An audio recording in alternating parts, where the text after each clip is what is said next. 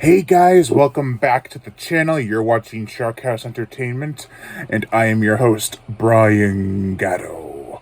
And today, I went to go see Werewolves. Yes, the new werewolf film with Frank Grillo. Basically, Dog Soldiers meets The Purge, meets 28 Days Later in a way.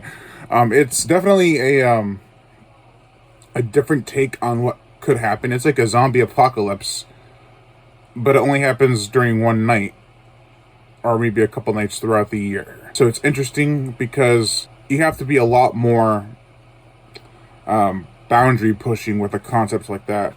Because zombie films, there's been so many zombie apocalypse films that the makeup effects artists, I am assuming, have definitely honed their craft. Now, with werewolf films, it's always hit or miss with the designs.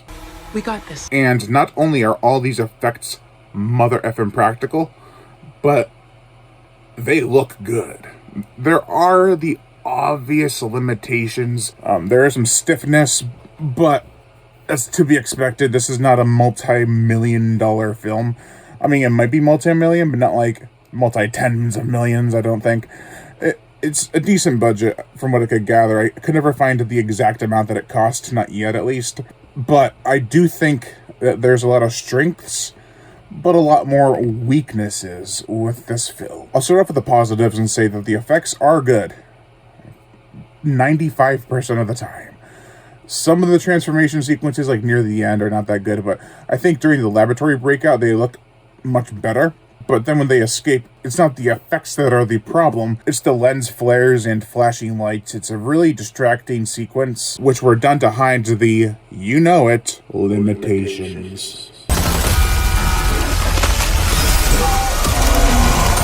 That being said, the film really does have somewhat strengths when it comes to the effects. And Frank Grillo is really good in the movie, and there are some shocks that I was not expecting. Like, there's certain characters that die or that turn or die or turn early on. It's like, I would have liked more of those characters. I would have liked to have them in the film longer, and I wouldn't have wanted them to die, which is effective. You want that in a horror movie. Like, you don't, it makes it so that no one is safe, except for a few of the characters, the main players. Well, I should say the main players. There are some main players that you're like, hey, so-and-so is really good in the movie, let's just kill him off. It's like, no, I don't want that. I want something more concrete. I want it to be like, well, if they're gonna die, they're gonna go out in a badass flame of glory.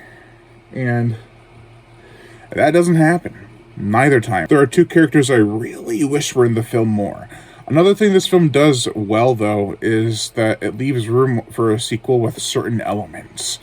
I'm not just saying, well, they can continue on another night, and that's that. There are certain things in this movie that I would like to have explored in a possible sequel. Another pro is that most of the soundtrack, the musical score, is actually, it's a bit generic in parts, but for the most part, I thought it was a pretty decent score. The production logos at the beginning were kind of annoying because there was no sound for half of them. I'm just like sitting there, quiet, like, let's start the movie. Come on, start the movie. At least give us some damn sound.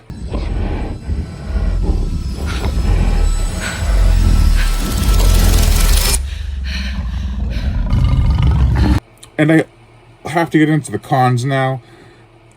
A lot of this film, it's kind of weak. We have a weak ending battle. We have weak editing. We have weak storytelling when it comes to really developing characters. It's just generic development. It's not like, hey, this is a very deep moment with this character. You don't get much to know about this character, and then they dump all this stuff on you. In a way. Like, you know why they're feeling this way, but there's nothing leading up to the conversation that this person has with another person. It's like, hey, by the way, here's my backstory. We already know the backstory. Now he's telling this random person that it's in the middle of fleeing from werewolves. I get they're waiting for something to be done in the middle of it, which makes sense for the downtime. But during that downtime, you should be on guard, not leaning against a fridge and being like, hey, let me tell you my backstory. And the editing, my God. The film is quick-paced. You're never going to be bored. I looked at my watch when it started. It was like 11:42 because we saw the afternoon showing. When I looked at it again, it was almost 1 o'clock. I was like, yeah, this film's flying by. But the editing, it's so choppy. So there are parts of this movie you'll be like, oh, this person's here. And they have to get here, which you know. But the film doesn't bother telling you how they get there. They'll be on the side of a car, and they're obviously going to hide underneath it. But there's no transition showing them crawling underneath. They're just underneath all of a sudden. There's a part where our character is going outside. We know it's going to occur. We know how he's going to do it, but they don't show it. He's inside, and then he's walking outside in the rain, and you're like, it looks cool, but there's no shot that establishes he went through that door and made it out onto the lawn. It felt very music video-esque. Like, you know how there's a scene where someone's inside, they cut to the singers, and then it cuts to them outside, and there's that transition period with not actually showing them going outside, but it's them singing. It's like that here, but without the damn singers. And it happens more than twice. It happens like 3 or 4 times, maybe more. And the flashing lights and the quick edits to hide the limitations really were annoying. I don't have epilepsy, but I could see this affecting some people. This doesn't feel like a theatrical experience. It feels like a movie you should stream at home. That's what I'm going to say. You should watch this movie when it comes home on Blu-ray or DVD or streaming, because I love the concept of a supermoon turning billions of people into werewolves. That is awesome. Problem is, effects limitations, flashy lights, and bad editing. It makes for a faster pace, but you lose the connective tissue of certain scenes. Bite me! That's going to do it for this video, guys. You've been watching Shark House Entertainment, and I've been your host, Brian Gatto. Make sure to like, comment on, as well as share this video. Like my Facebook fan page and support me on Patreon. Please.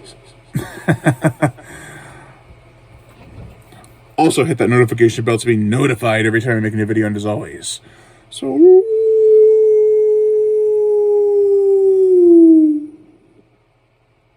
subscribe.